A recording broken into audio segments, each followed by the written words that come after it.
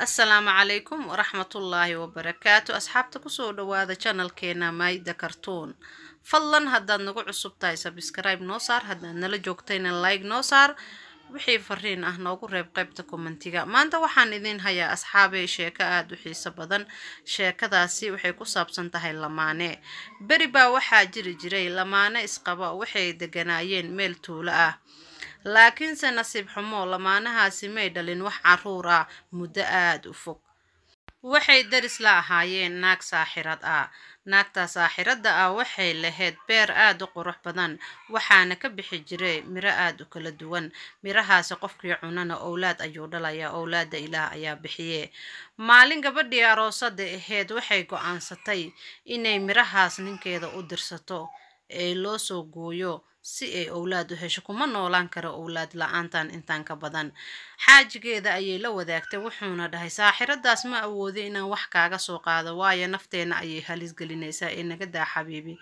maya gacali waan u baahanahay inaan owlaad dhalo ee fadlan iiga soo xad saaxiradaas go'aankeedii ayuu ku raacay wuxuuna isku dayay xilli habeen bar asaq dhaxa inuu u dhuudhuunto beertii saaxiradda asagoo oo rabo geedkii xaajiyadiisa ay rabtay inuu u soo gooyo kaasoo owlaada lagu helo owlaad ilaah ayaa bixiye geedkii ayuu u soo gooyay kadibna xaaskiisa ayuu u keenay xaaskiisa geedkii way jarjartay waxayna ku dartay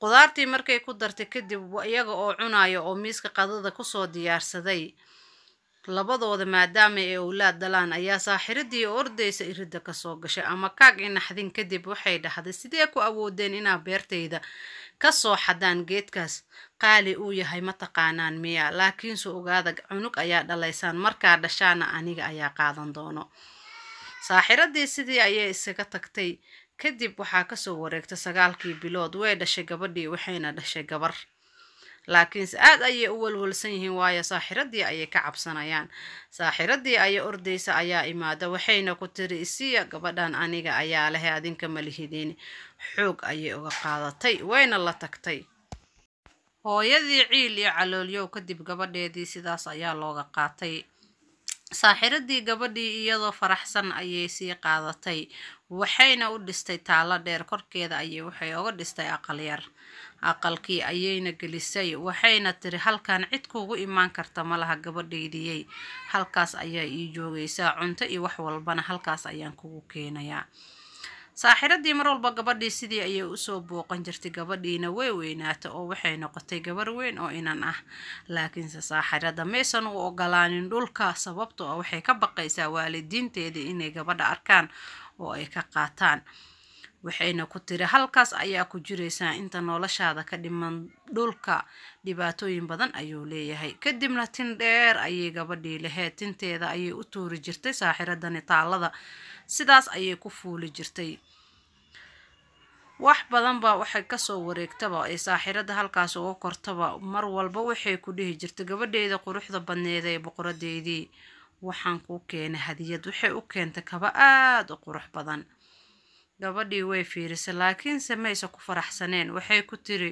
gabadheedii maxay tahay farxad kaama muuqata maadaama hadiyad qaali aan ku keenay ee mayo hooyo waxa dib ah ina hadiyad qaali maalin walba ii keenta laakiin se aan qofna igu arkayn ameelna la aadayna oo guriga kaliya dhaxdiisa aan ku joogay taasi maxay muhiim tahay saaxiradii waxay tiri gabadheedii sidaas ma ahan dhulkaani aa arkayso dhul caadi ma ahan xaasidka iyo naceebka ayaa ku badan waxaana laga yaabaa in gabadheedii leega ka qaato anigana ma ogolaanayo inaa cida aniga ahayn indhahayga ay kugu arkaan labadeyda indhood ayaa tahay indhahayga nuurkooda ayaa tahay waxaana rabaa gabadheedii halkan inaad ii joogto ha isku dayin inaa banaankaas u dhaadhacdo ama qof uu ku yimaado indhaha xaasidka aad ayay u badan yihiin gabadheedii ma ku qanacsan tahay warkayga ha hooyo macaan waan ku qanacsanahay saaxiradii dardaaran badan kadib gabadheeda waxay ka dhaadhacsiisay inay halkaas ugu jirto gabadha waxay lahayd cod aad u macaan halkaas guriga dhexdiisa ayay iskaga heesi jirtay kadibna tinteeda ayay qabsan jirtay saaxiradana way ku degi jirtay laakiinse waxaa maqlay codkeedaas macaan ay ku heesi jirtay wiil boqor uu dhalay wiilkii ayaa wuu u dhuuman jiray wuxuuna arki jiray sida ay u degto saaxirada iyo sidii u fuusho.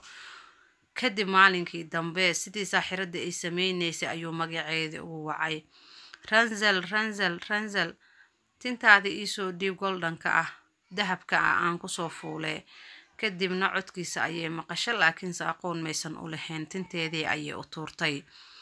wiilkiina wuu soo fuulay kadibna ayuu u sheegay meesha uu ku arkay iyo codkeedii macaan inuu maqlay sidaasna uu duurkan u soo aaday. wuxuu ku dhahay aad ayaad u qurux badan tahay anigana waan ku jeclaada waan kaa helay codkaaga macaan heesaha aa ku qaada ayaa mar walba dhageystaa. ka waran saaxirada hooyada ma aha saan filaaya halkaan iyada ayaa kugu xiratay ka waran haddii aan kaa badbaadiyo. waayahay sidii ayuu ku degay wuxuuna go-aan ku gaaray inuu badbaadin doono. gabadhii wiilkii ayay kasii fikiraysay aad ayay oga heshay laakiinse waxaa imaaday isla markiiba saaxiradii. ranzel way u wacday iisoo tuur tintaada aan kusoo fuule. kadibna gabadhii way maqashay waxayna u dhiibtay tinteedii. hooyo soo kor ayay ku tiri laakiinse maxay tahay hooyo markaan ku jiidaayo aad ayaad u culustahay waxaa kaa fududaa wiilkii oo boqorka dhalay. saaxiradii markay hadalkaasi ay sii dhahaysay iyadoo weli aad u soo fuulin ayay hadalkaasi maqashay naxdin darteeda beerka dilaacanaya. maxaa tiri iigu soo celi. waxaa tiri ma qof kale ayaa halkan kuugu yimaada oo meeshaan soo fuulay see ku awoodi inaad waxaa samayso waa inaan kaa jaraa tintan si maalin dambe qof uu soo fuulay. maqaskeeda ayay qaadatay. gabadhiina waxay ka goysay tintii dheereed. gabadhii way ooyday waxaa usoo haray timo yaryar ayaa usoo haray. waxayna tiri dib dambe laguma arki doono meeshaana waan kaa kaxaynayaa duur cilla ayaana ku geen doonaa. waxaa imaaday markii saaxiradii iyadoo meesha saaran wiilkii boqorka uu dhalay wuxuuna yiri ranza boqoradayda iisoo tuur tintaada dheer aa meesha kusoo fuule. laakiinse ma oga inay saaxiradii meesha saaran tahay way usoo tuurtay. kadibna halkii ayuu koray. wuxuu arkay wuu naxay wiilkii saaxiradii oo meesha saaran. wuxuu ku yiri maxay tahay maxaa sameynaysa maxaa halkan ku keenay aawa gabadhii quruxda badneed oo halkan joogtay. waryaa adiga miyaa ninka gabadheeda halkan ugu yimid oo maalin dhaweyd halkan soo fuulay sidee ku awoodaya awood kuu sii inaa gabadheeda u timaado. ayadana waan fogeeyay timahana waan ka gooyay meel aad arkayn ayaan geeyay. adigana hadda waxaan kugu sameynayaa wax noloshaada aad ka shalayso. waxayna samaysay wiilkii labada indhood ayay tirtay indhoolo asagoo ah ayayna daaqada ka tuurtay. kadib wiilkii meesha ayuu ka dhacay dhulka ayuu ku dhacay wax badan ayuu suuxsanaa. habeenkii ayuu soo kacay asagoo indhoolo ah waxba arkeenin. kadibna duurka ayuu iska dhex socday asaga oo ku haaya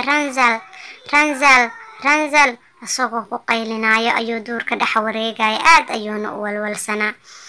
ayadan halkan ayay ku fikiraysaa laakiinse waxay maqashay cod talow codkan wiilkii boqorka aan jeclaa ayuu ogyahay codkiisa ee maxaan sameeyaa waa inaan raadiyaa. kadibna way soo baxday si ay u hesho wiilkii ay jecleed. duurka ayay soo dhex qaaday cabaar ayay socotay asagana wuu soo socday ayadana way socotay.